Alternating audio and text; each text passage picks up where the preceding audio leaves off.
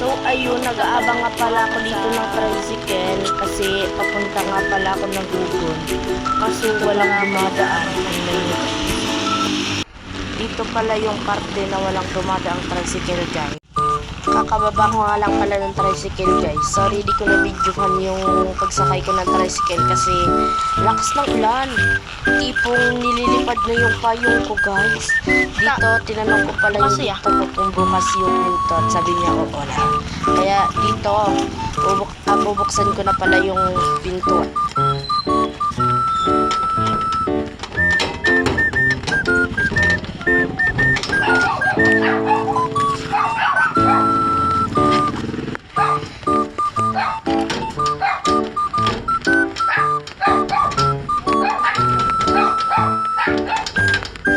Nakapasok na pala ako sa bahay, guys. So ayun, hindi pa rin tumitigil yung ulan, guys. Ang lakas pa rin.